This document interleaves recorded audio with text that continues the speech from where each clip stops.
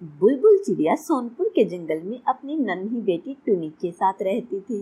बुलबुल के आस पड़ोस के सभी पक्षी बहुत ज्यादा अमीर थे, लेकिन बुलबुल एक गरीब चिड़िया थी।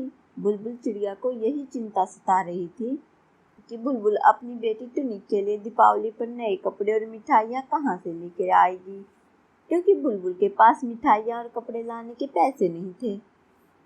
टुनिक, मैंने दीपावली के लिए ढेर सारे नए कपड़े खरीदे हैं और मेरी मम्मा बोल रही थी कि वो मेरे लिए बहुत सारी मिठाइयाँ और पटाखे भी लाएगी।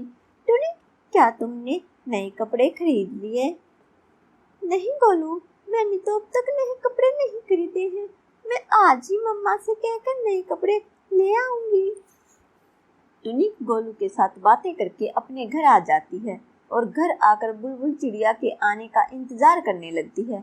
बुलबुल चिड़िया शाम को घर लौट कर आती है। मम्मा, मम्मा, मेरे सभी दोस्तों ने दीपावली के लिए नए कपड़े खरीद लिए।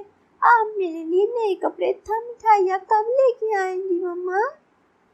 टुनिक बेटा, मैं जल्द ही आपके लिए नए कपड़े और मिठाइयाँ लेकर आऊंगी। बुलबुल चिड़िया ने टुनिक से तो कह दिया, लेकिन बुलबुल चिड़िया को पता था उसके पास बिल्कुल भी पैसे नहीं है, तो वह टुनिक के लिए दीपावली के कपड़े तथा मिठाइयाँ कहाँ से लेकर आएगी। गोलू, गोलू, मेरी मम्मा भी मेरे लिए नए कपड़े और मिठाइयाँ लेके आएगी। टुनिक, तुम और तुम्हारी मम्मा बहुत गरीब हो। तुम्हारी मम्मा के पास इतने पैसे नहीं है जो तुम्हारे लिए मिठाइयाँ और कपड़े ला सके। गोलू की बात सुनकर टुनिक रोने लग जाती है। चमेली को भी दूर खड़ी होकर उन दोनों की सारी बातें सुन रही थी। गोलू बेटा, किसी की गरीबी का मजाक नहीं उड़ाते। टुनिक आपकी दोस्त है, दोस्ती में मदद की जाती है, मजाक नहीं उड़ाया जाता। ठीक है मम्मा, मैं अब से टुनिक का मजाक नहीं उड़ाऊंगा। टुनिक रोती हुई बुलबुल चिड़िया के पास जाती है। मम्मा, मम्मा, क्या हमारे पास इतने पैसे नहीं हैं हम नए कपड़े और मिठाइयाँ खरीद सके? नहीं बेटा, हमारे पास इतने पैसे नहीं हैं, लेकिन मैंने मिट्टी से बहुत सारे दिए बना लिए हैं। हम दियों को बेचकर तुम्हारे लिए नए कपड़े और मिठाइयाँ लाएंगे।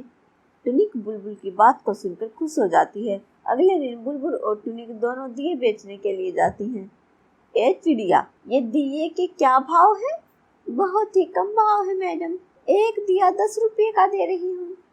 अरे मिठाई बहन, इस लाइट और लड़ियों के जमाने में कौन दियों को पूछता है?